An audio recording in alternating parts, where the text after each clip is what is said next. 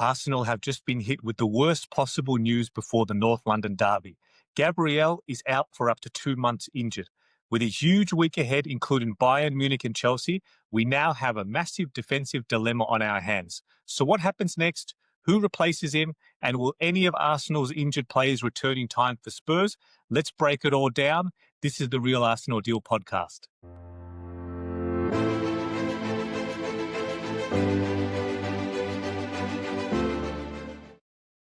Welcome back to the Real Arsenal Deal. This is Rav, as always, your host. Thank you so much for tuning in. Wherever you are in the world, I hope you are well. I hope you're looking forward to football resuming, Arsenal football resuming after the latest international break. There's a lot to talk about. So what I'm going to do is you'll see it on screen now if you're watching on YouTube. Don't worry, for audio listeners, I'm going to give you a rundown of what I'm covering in today's recording. So we have to start with, of course, the big Gabriel injury news. There's no other real place to start. I'm then going to talk about some defensive options we have in his absence. A preview for the North London derby, of course. That's our next match upcoming this weekend, commencing a big week ahead for Arsenal with matches against Bayern Munich and Chelsea to come. I will then discuss returning players. Any of them going to be in the mix to return at this crucial time of the season? Lastly, I'll touch on a few closing comments about Arsenal ending the Visit Rwanda sponsorship. So let's just get straight into it. Have to start with the Gabriel injury. There's no other way to really dress this up. This is a blow. It's a massive blow. He's effectively irreplaceable. I know we have strengthened considerably across the squad, especially our defensive options. The coverage we have now is as good as I've seen in my 30 years since following Arsenal. However, having said that, there's only so much you can cover for when you're building a squad, when you're planning these acquisitions. At some point, you just consistently need your best players on the pitch at the most crucial times of the season. I know I'm not stating anything too complicated here, and we as Arsenal fans, we know what that's all about. We have suffered many times over the years, right, including last season, just not having our best players fit enough at the right time in crucial matches. And yeah, look, there's no other way to dress it up. I mean, I know it's been a few days now since the injury. I haven't recorded since last week, so I have to touch on it. I know there's been a lot of conversation in and around, who is to blame. Should he have played at all? I know it was a friendly match against Senegal, of all places, at the Emirates Stadium too, right? It's what a contrast to the last international break where he, of course, was part of the Brazilian squad, but Brazil effectively had 2 matches in Asia. They were in South Korea and Japan, and that's a long commute for all the European-based players to come all the way back. But this time, I mean, Gabriel hasn't even had to leave London. He's effectively coming to the same training ground and the same match day venue, and then this happens. It's really hard to gauge who was it. Is it fault? And sometimes it's just one of those things. I think just human nature is there's a tendency to look for someone to blame. I think it's a coping mechanism. I think many of us can attest to that. I certainly do. When things don't go to plan, I'm certainly micro-analyzing every moment and thinking, oh, what if this happened, or what should I have done that, or how could I have prevented things from happening? Sometimes it just happens and it sucks. I just think there's just so much football. It's such an unrelenting schedule. The players are just they're almost utilized like sponges. I mean, you drip every last drop you can out of them, and this stuff is just happening more and more across the game. I know I have a habit of always, I guess, thinking back to, this is just poor Arsenal, poor bad luck for us. How come we cursed? And I'm certainly guilty of that. And even this week, I'm guilty of the same. However, I just think when you just glance across the board, there's just consistent injuries everywhere across the entire industry. And it's just football is a human. Sure, they're elite athletes with the best of training, nutrition, the best of physiotherapy, recovery, all that crucial stuff, of course. However, in the day, the human body can only do what the human body can. I looked at the actual injury itself, and straight away, when you look at the player's face, when I saw him pull up against Crystal Palace way back, early this year, and straight away you look at their face, and I thought it was bad news. Basically, where I'm going with this is that I'd be pleasantly surprised if it's at the lower end of that scale that's been suggested, the 1 to 2 months. So I'd be thinking That look, especially with it's two pretty significant injuries for him now. You want to make sure that his body's absolutely right in terms of his recovery time. That you don't want to take any risks. You don't want to push him too hard. I'd be surprised if he's back within a month. So that's just, again, look, I've this is just my read on it. I'm happy to be proven wrong. In fact, I hope I am. I just think something similar has happened with Kai Havertz now as well. When I was going to touch on this point later, but I may as well just address it now.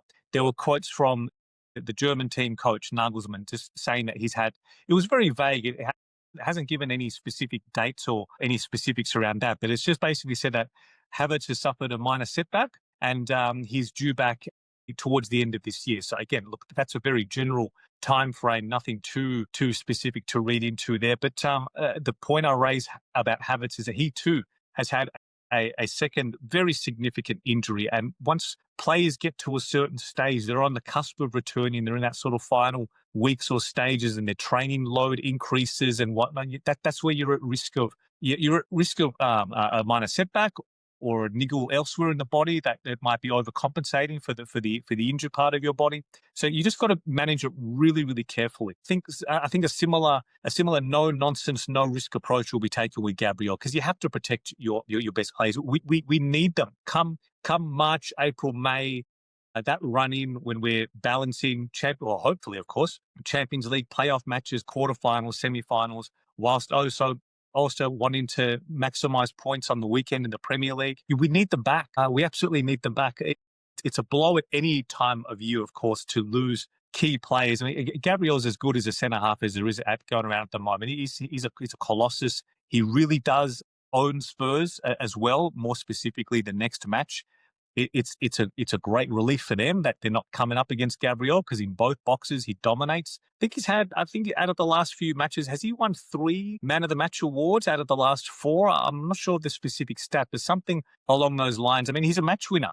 He's literally won matches. He's been the sole goal scorer as well against Spurs. So there's no real way to dress this up other than it's a massive blow, and it's a real shame. I guess questions can be asked, should he have even been playing that match?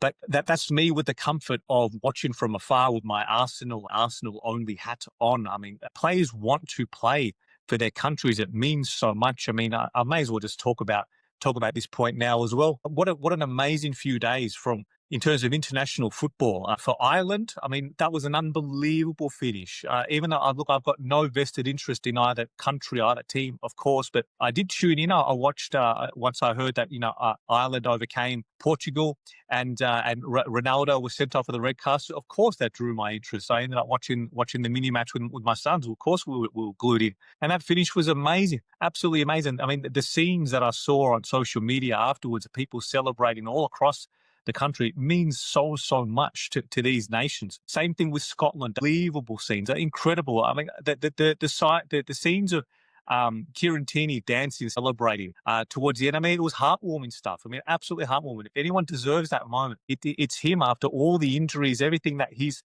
suffered and endured of the last several seasons now. It brought a massive smile to my face. And what a goal, by the way. What an amazing goal. Where did that come from? I wonder, I was talking about this the other day with an Arsenal mate. I wonder if, towards the back end of last season, where I've already mentioned it earlier, about all the injuries Arsenal suffered. And there was a brief moment in time where Kieran Tierney was being earmarked as a makeshift left winger. In fact, I think he came on a couple of times to close out matches as a substitution on the left wing. So maybe all those weeks and months of him training on the training ground, practicing his shot taking, in the forward areas, maybe it's paid off, because the way he struck that ball was that was the finish of a world-class striker. Amazing goal. Absolutely amazing. So happy for him. So happy for my friends in Scotland. I have a few friends I worked with over the years in my banking career. It means so much. And that absolutely resonates with me. I remember vividly, it was 2005, Australia qualifying for the World Cup. Penalty shootout against Uruguay. I don't remember too much about it, because we had plenty to drink that evening, trust me. Watching it in a bar here in Melbourne after work. I think I got home at maybe 1:30, 2 a.m. The next morning. It was an amazing celebration that night. It was a weeknight. It was a school night here in Melbourne, and And just the Melbourne City, the city centre was just absolutely going off. It was incredible. Everyone's riding the crest of that wave. It was amazing to see. So international football, it means so much. It means so much to countries. You can't stop the players from going and participating. It's an honour for them to be a part of it. And I think this applies to effectively every nation, of course. So this is not to say any one country is more passionate than the other. When it comes to Brazil, however, the pride that they take in representing their country, that the Brazil, to play for Brazil and win major trophies for Brazil, that's what they've been synonymous for many, many decades, such as their prestige and aura on the global footballing scales. You can't stop the players from playing. As much as I look at it and think, well, Gabriel, what the hell are you doing there? It's against Senegal, with all due respect. It's a friendly. It's not a World Cup qualifier or anything like that. There's no major stakes to it. Gabriel played for his country, just like Jesus when he played through the pain in the World Cup in 2022. Unfortunately, that not only derailed Arsenal's title bid that season, you can also point to the recurring injuries he's had since and trace it back to that moment and say, look, has he ever been the same since? And will he ever be the same since? We don't quite know. There's a question mark over that. But the point I'm trying to make is that if it was up to the players, whatever niggle or whatever pain, whatever load they're facing, if you gave them the option to play and play for Brazil, they're going to say yes. And it's just, what can you do? It's just one of those things. It sucks from an Arsenal point of view. There's no other way to really dress it up. It's a massive blow. And look, I spent a bit more time on that than what I anticipated.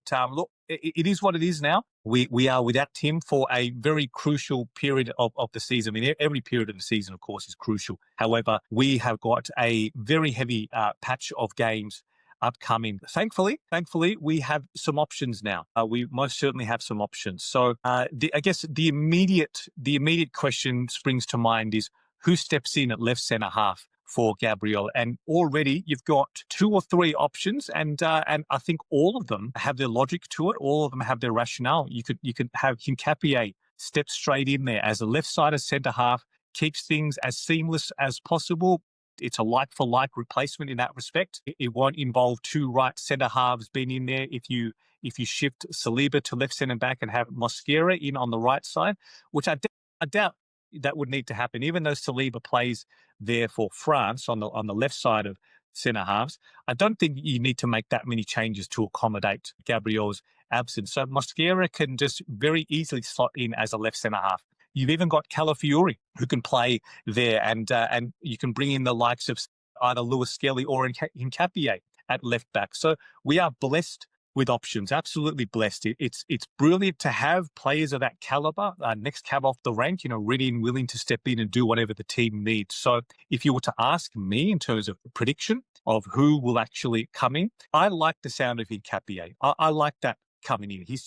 There's something about Gabriel there's many things about Gabriel that you can't replace. One is his intensity. He's a very intense character out there, very fiery. Maybe it's that South American personality as well.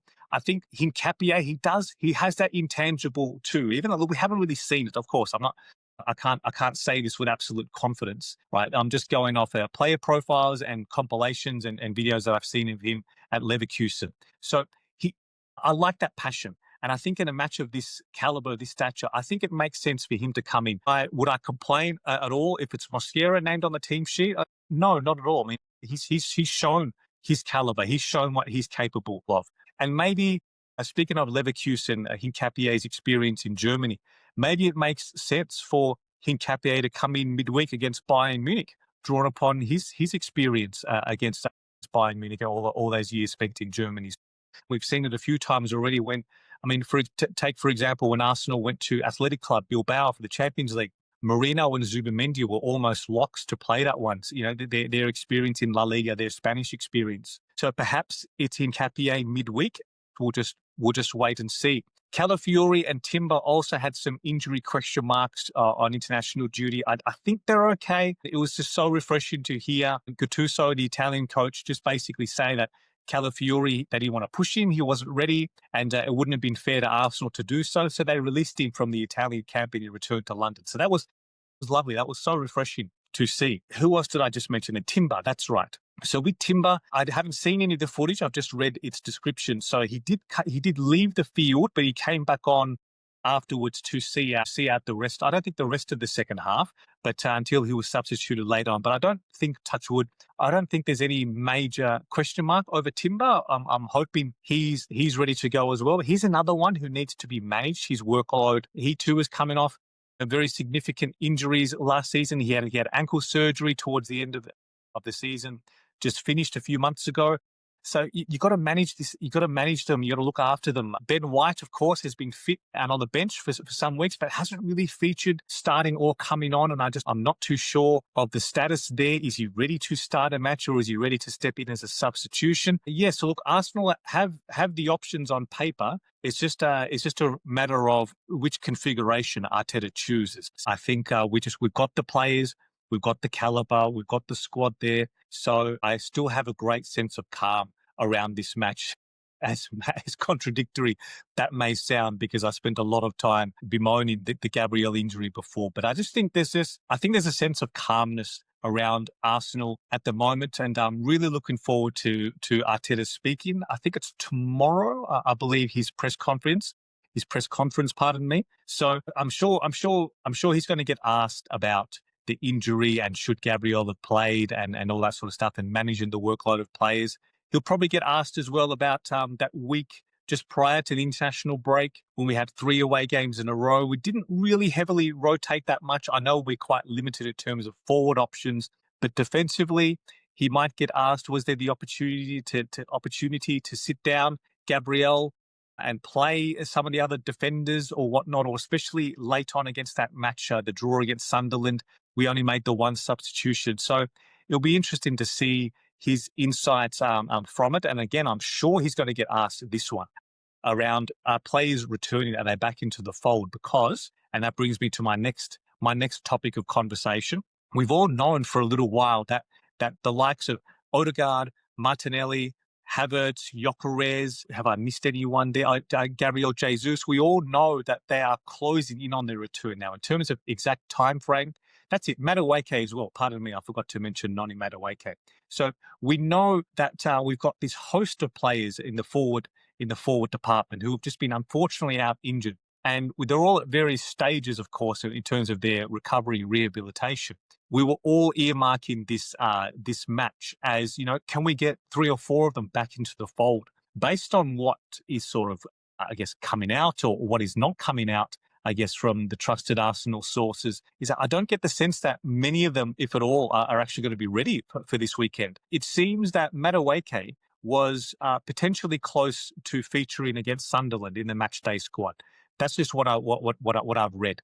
I'm not sure that's ever been verified, but Arteta can quite likely disclose either way.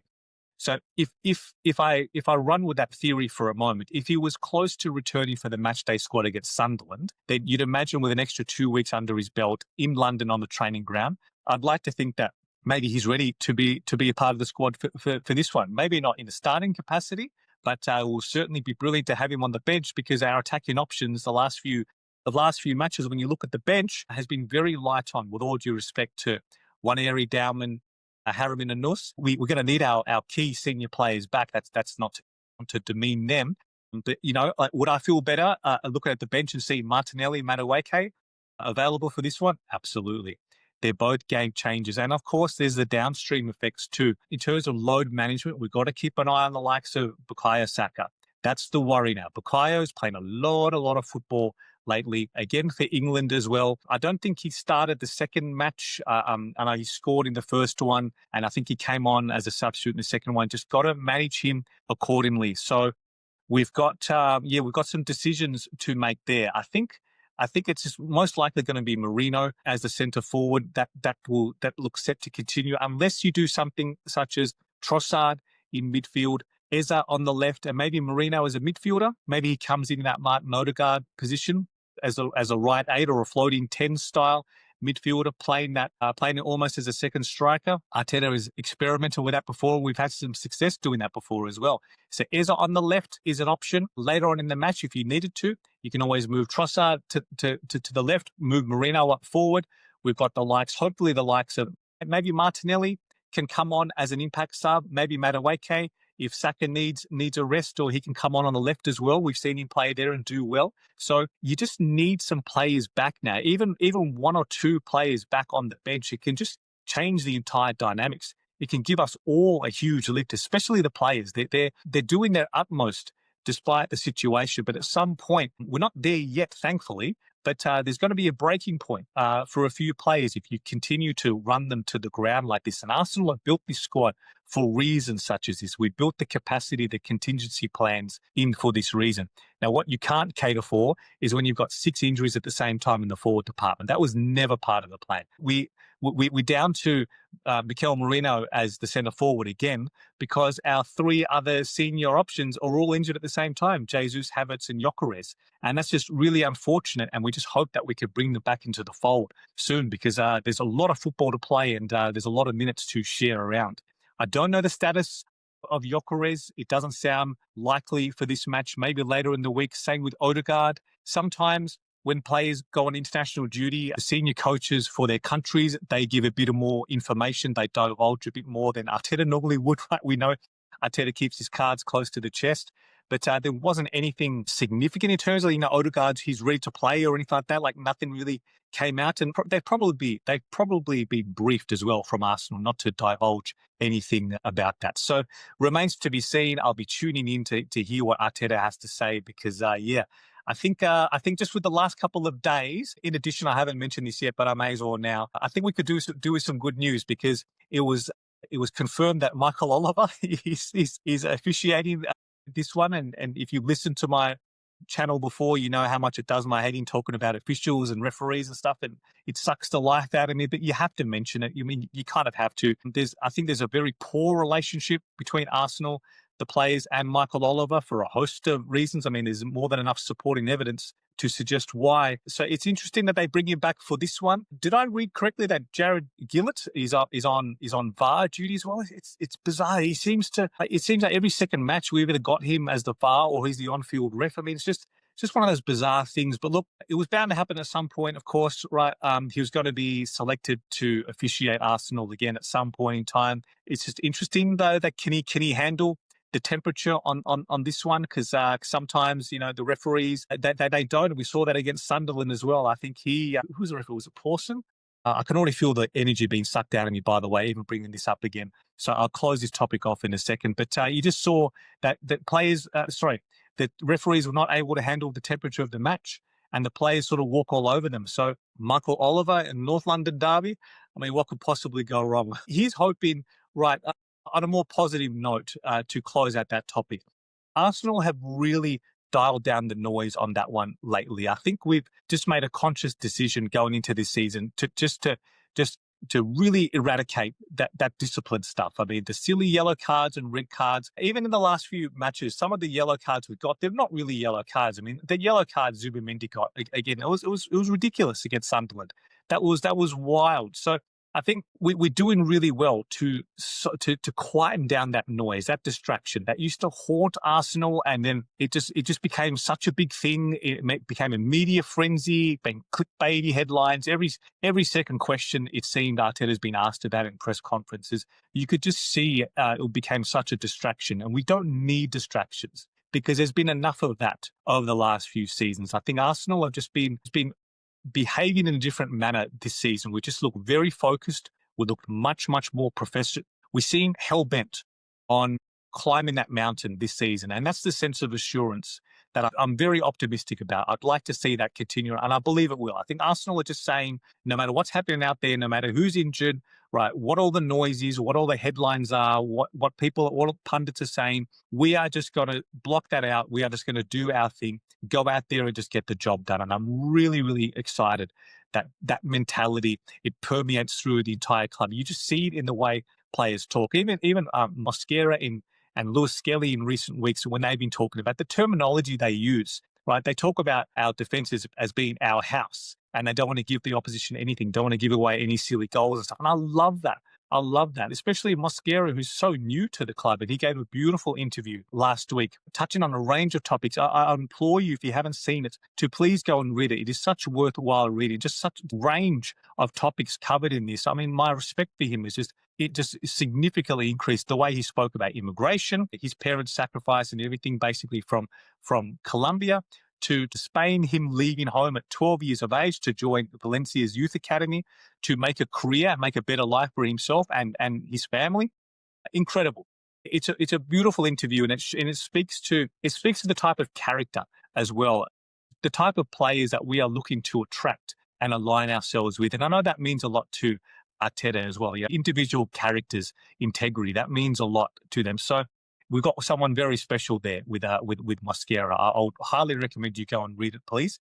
What I was referring to is mentality. I don't think the players internally are daunted by what the task ahead. I don't think they're looking at this and saying, "Oh my God, Gabriel's out. We've got Spurs on the weekend, and we've got Bayern coming, and then we're away to Chelsea." They're not looking at that at all. There's just a belief, a mentality. There's no catastrophizing that I sense. I do that enough for everyone, by the way. I catastrophize for everyone else. So see, they can leave that to me, the panic and the nerves.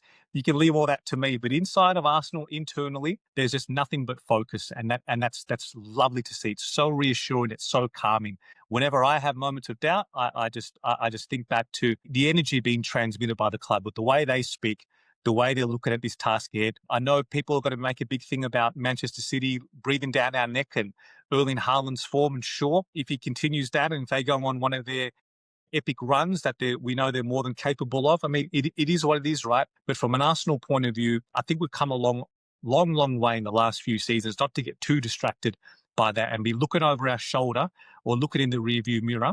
I think all eyes, all focus is in what is in front of us. So I'm really looking forward to seeing how we handle this week. We've got the players, we've got the caliber. There's more than enough incentive again in a North London derby right at home. Crowd will be right up for it. We have incentive as well against Bayern Munich. I mean, we certainly owe them. They knocked us out a couple of seasons ago, so plenty of players will want to respond to that. Then Chelsea away next weekend, and on we go. We've got minutes to share. There are players, waiting in the wings that can step in, step out and do the job. Skelly, White, I've already mentioned. Mosquera, I've mentioned. Odegaard. I mean, there's moments for all of them. Marino, Waneri. Hopefully Madueke and Martinelli are back as well to give us some relief and coverage up forward. So we've got the players. We've got the caliber there. Let's just go out there and do it. And I'm really, really looking forward to seeing Arsenal back in action because I've missed Arsenal as well. It's one of the reasons I haven't recorded for a week, because there hasn't been anything major to cover or talk about. So that's why I'm cramming all this into, I guess, one recording. It's half catching up on the latest Arsenal news and half a preview for this weekend and beyond. Lastly, I will finish off with the topic of Visit Rwanda, the sponsorship. I know I get pelters for this stuff before. If you listened to my channel before, well, firstly, thank you. You've heard me bang on about this particular topic, so I won't rehash the entire thing to begin with. So I very much welcome this news that Arsenal announced yesterday in a statement that they have mutually agreed with the Rwandan government to end the Visit Rwanda sponsorship. I think this is an ethical decision in terms of the club values. Of course, they're not going to say that or communicate that publicly. I think internally they listened to the noise, and I know it reached a much greater height in the UK, given the political situation with Rwanda there as well. So I think they listened to the fan groups. What's interesting is that even in the statement it references that Visit Rwanda will continue to participate with the other KSE teams based in the US. I think the Rams as well. I forgot which other franchise is owned by the Cronkies.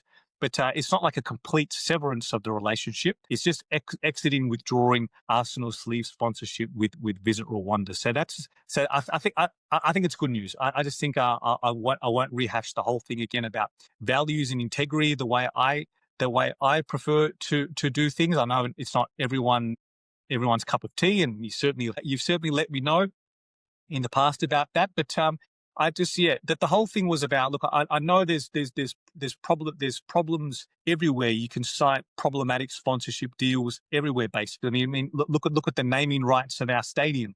Look at the Fly Emirates on the middle of on our shirts, right? So there's uncomfortable, awkward truths to it all, of course, isn't there? I guess everyone's mileage varies on that, how much it troubles you or not. We've seen gambling as well. Gambling is rife across all sporting industries. What I've really noticed the last few seasons, how many clubs have gambling sponsorships on their shirts from companies that never really heard of. They're just sort of online sort of style companies. And gambling's a very problematic, troubling industry. I would never associate with that industry. It leaves people in financial ruin and is linked to all sorts of very significant, serious health, violence, mental health issues. And you would never see me promote anything of the like. And so I know there's no perfect scenario. Just with Visit Rwanda, my point all along was that if we had the choice with the benefit of new information that we have now, as opposed to 8 years ago when we entered the agreement, then we almost have a moral obligation to act. And especially, again, this is all football relative, of course. £10 million, my understanding is the sponsorship contribution per season, £10 million. Now, that's nothing to sneeze at, of course. I mean, commercial revenue is crucial to the club's operations. I'd like to think, though, with the club of Arsenal's standing now as an institution, us being right back at the top of the tree competing for the major honours, I'd like to think that we can replicate that elsewhere without having the same types of problems associated with whichever institution we agree to participate with. Remains to be seen who we find to replace that. So I'll stop short of fully celebrating, I guess, because I certainly hope we don't enter into any agreement with a gambling company or anything else problematic like that. So, look, it remains to be seen, but I just had to mention it because I know I would be asked about it otherwise, given raised it many, many times on this channel before. Thank you so much. I think I'm going to bring this one to a close. The running time's blown out a little bit more. So if you've made it this far, thank you so much for listening. Please like and subscribe if you're watching on YouTube. Send me a comment. Give me your feedback. Let me know any questions or anything you have to say. I read every word. Thank you. If you're listening on audio platforms, please follow the show. Leave me a review on Spotify or Apple. That will be greatly appreciated. And just look after yourselves. It's a crucial time of year for everyone, for our well-being entering the festive season. Reach out if you need help. There's always support mechanisms wherever you are in the world. And yeah, just be kind.